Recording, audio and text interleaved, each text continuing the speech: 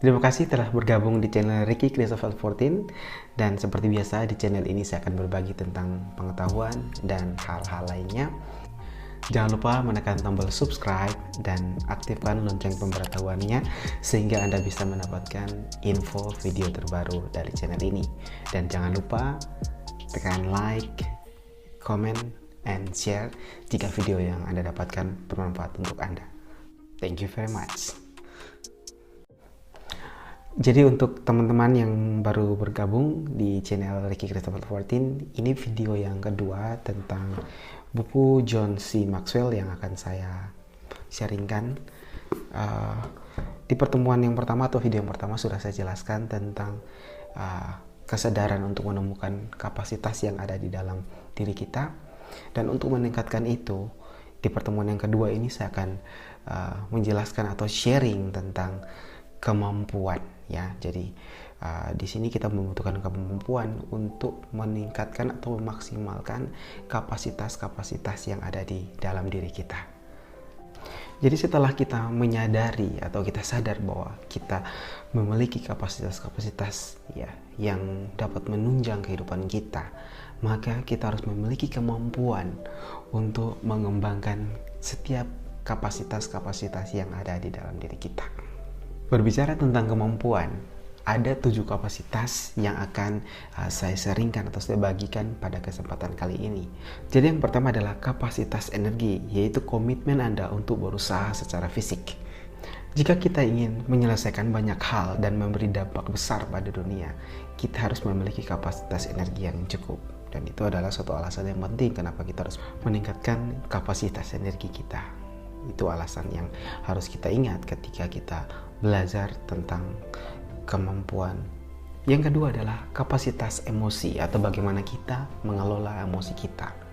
Jadi berbicara tentang kapasitas emosional ini adalah bagaimana kita menangani suatu masalah, kita menerima kritik, kegagalan, perubahan, dan tekanan secara positif. Nah, dalam hal ini ada 7 cara untuk meningkatkan kapasitas emosional kita. Yaitu yang pertama adalah orang yang kuat secara emosional bersikap proaktif dalam menangani masalah mereka. Jadi dalam hal ini mereka aktif untuk mencari solusi, bukan terpuruk dan berpikir hal yang negatif dan akhirnya mereka tidak dapat menyelesaikan itu, tetapi mereka aktif untuk menemukan solusi dengan masalah yang mereka hadapi.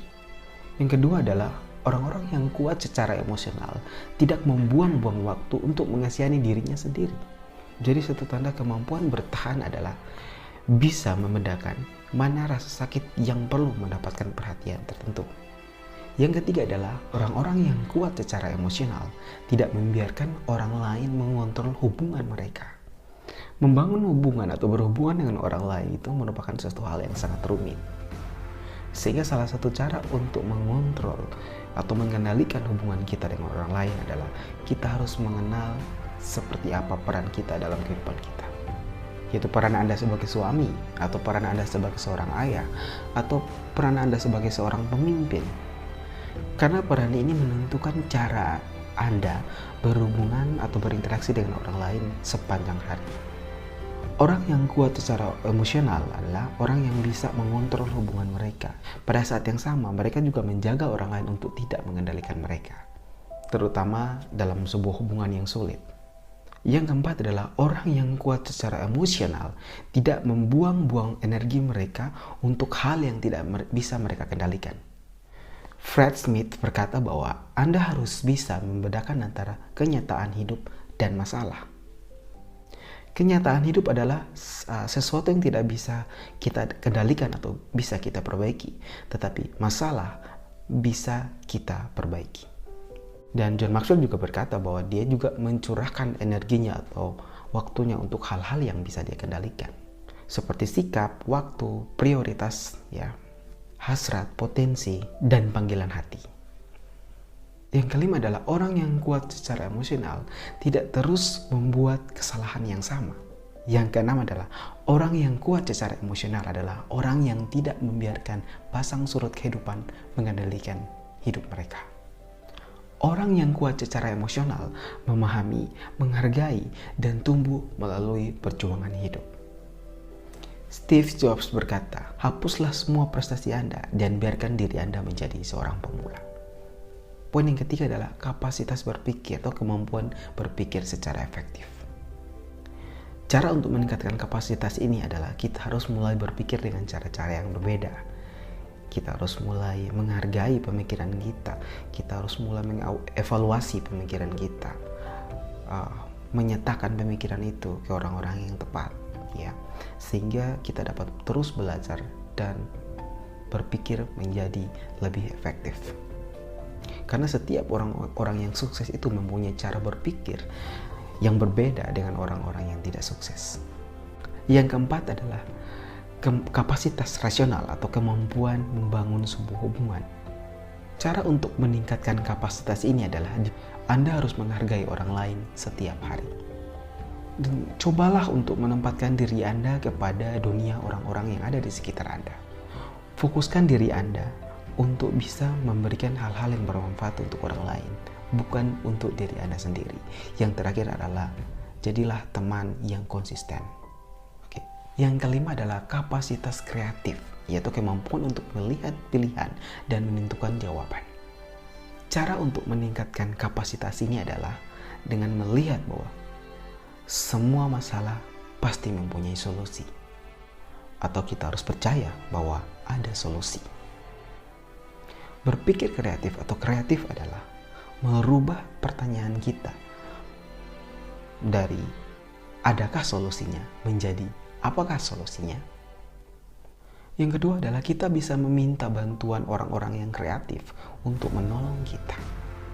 Dan yang terakhir adalah ketika Anda sudah belajar dari orang lain atau orang-orang yang kreatif, Anda juga perlu memiliki waktu sendiri untuk memikirkan hal-hal kreatif yang dapat Anda manfaatkan untuk diri Anda sendiri.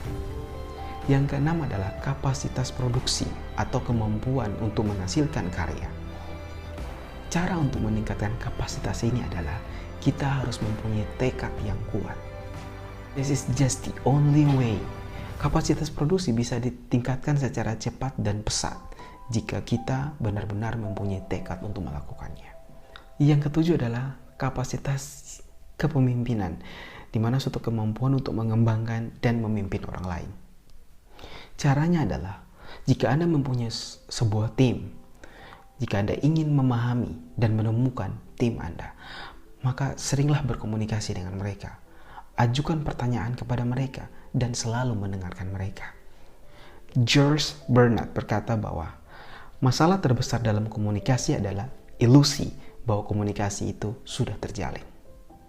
Pertanyaan ditambah mendengarkan sama dengan percakapan yang berkualitas. Sedangkan percakapan yang berkualitas adalah kepemimpinan yang berkualitas.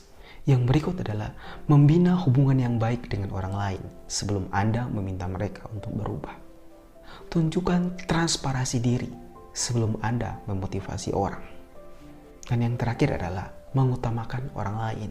Di dalam hal ini kita membutuhkan kedewasaan. Dan John Maxwell mengidentifikasikan bahwa kedewasaan itu adalah ketidakegoisan. Inilah poin-poin penting dari kapasitas-kapasitas yang harus kita kembangkan di dalam kehidupan kita. Saya Ricky Christopher 14. Thank you for watching.